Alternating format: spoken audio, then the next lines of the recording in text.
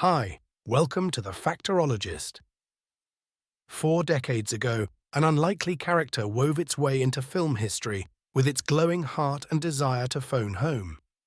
A.E.T. the Extraterrestrial opened in theaters on July 11, 1982, and won over audiences with his penchant for Speak and Spells and Reese's Pieces.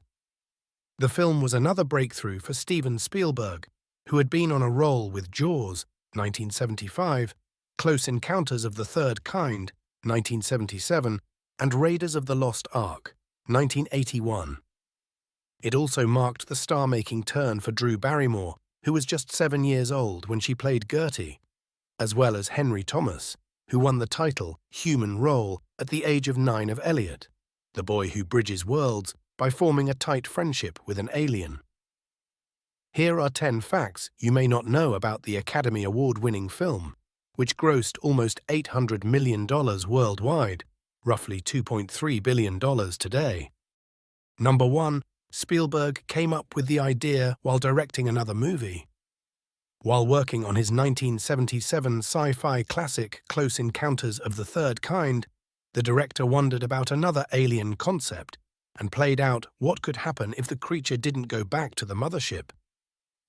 Also around that time, he had been thinking of making a film exploring the impact of divorce on teens, since his own parents had gotten divorced when he was 15. Combining the two, he created the most personal thing I'd done as a director, he said.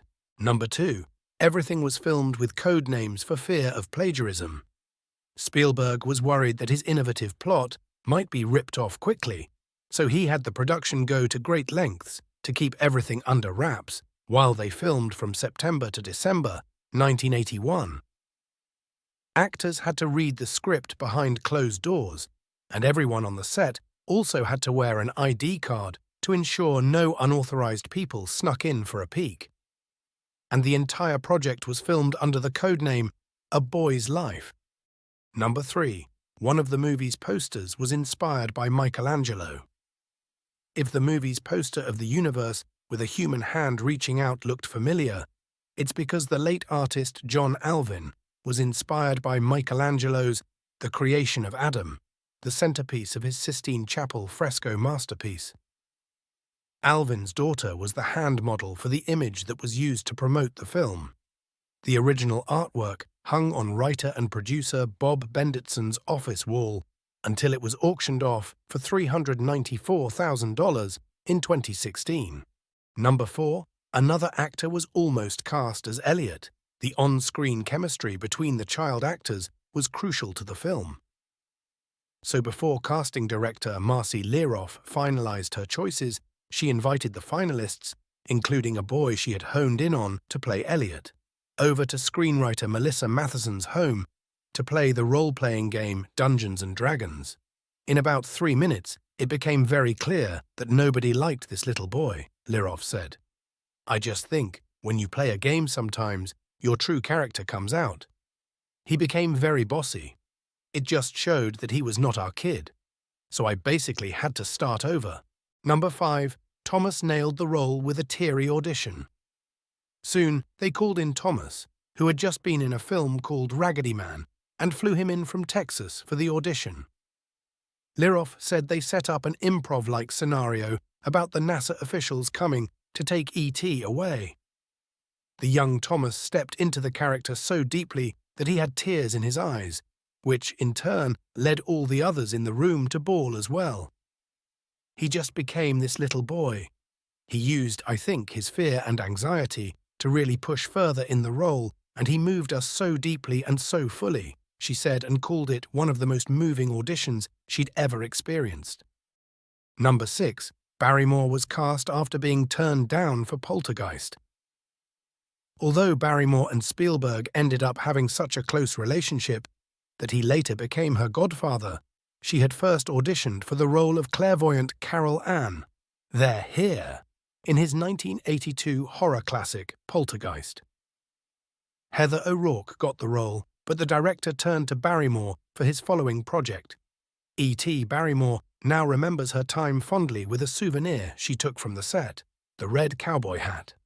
"It is in my daughter's room somewhere, and reminds me that I was 6 years old wearing that hat, she told Domino.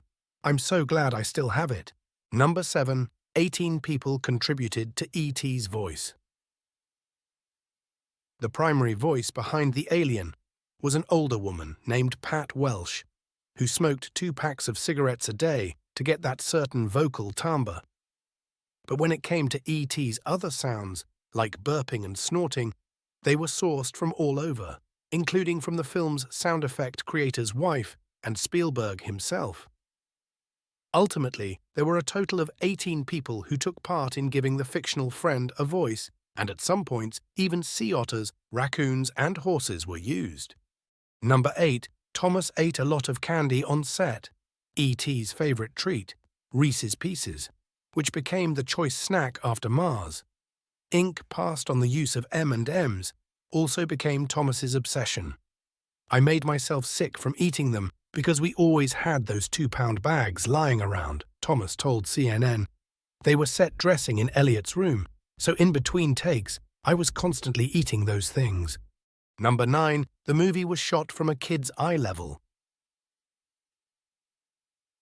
To emphasize the story from Elliot's point of view, the entire movie up until the final act was shot from the eye level of a child.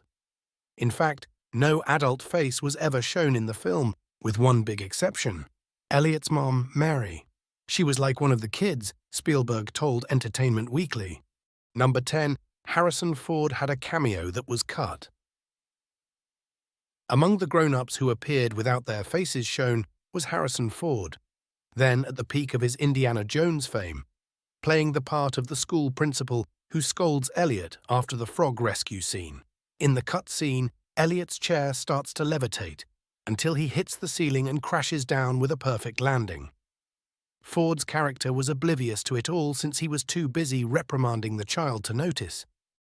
If you want to learn more facts on various topics, please subscribe to The Factorologist. Until next time.